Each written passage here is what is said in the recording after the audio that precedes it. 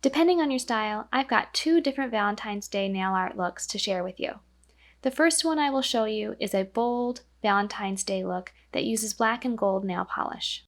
I first painted my nails black and then I put on a top coat.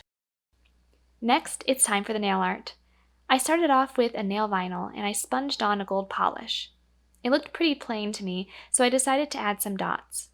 It's certainly an adventure to try to do detailed, precise nail art while catching it on video.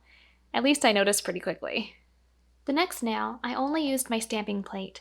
I'm sure you'll notice it's got some red nail polish on it still from a previous nail stamping. Trust me, it's fine. Such little polish on a plate won't impact the quality of my transfer. And I wanted to be a little lazy. I thought the stamp looked great as is, so I didn't add anything else with the nail besides a top coat later. Now I'm going to show you my bow nail. This one starts off with a bow stamp.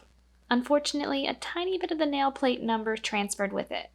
Thankfully, I was easily able to scratch it off without using any polish remover. Next, I made a vertical line up the center of the nail with some dots. After I put a top coat on top of the design, I placed a tiny gold rhinestone in the center of the bow. On my pinky, I used a rose design that takes up the entire nail. Naturally, I used a cleanup brush to get rid of any polish that wasn't on my nail. This one looked good on its own, so I moved on to my thumb. I chose a detailed heart design for my thumb.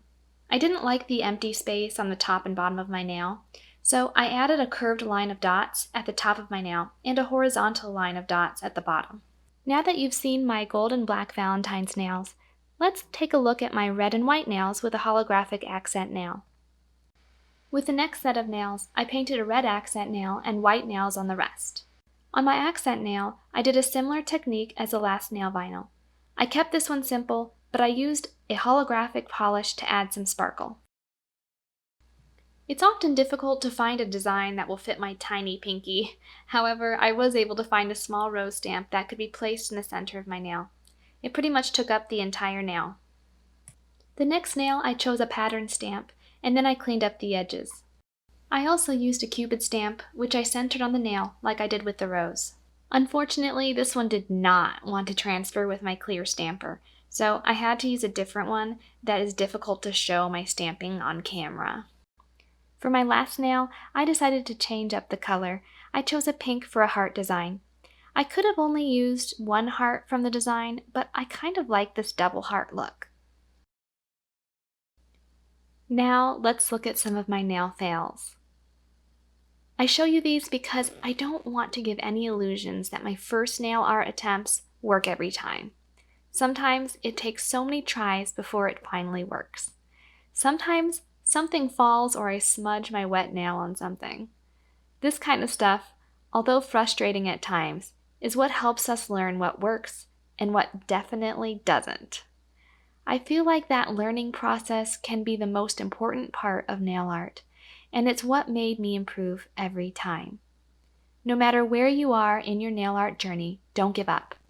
I've known many people who paint their nails at home only a handful of times, and then they tell me that they'll never get their nails to look how they want. The fact is, with practice and patience, everyone can make their nails pretty at home. I wish I had pictures of my terrible nails back in college. Polish was everywhere on my fingers and it was smudged like crazy. It took some time to figure out the technique and the right polishes for me.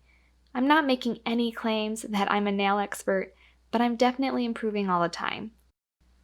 Please don't give up, even if you have nail fails like me.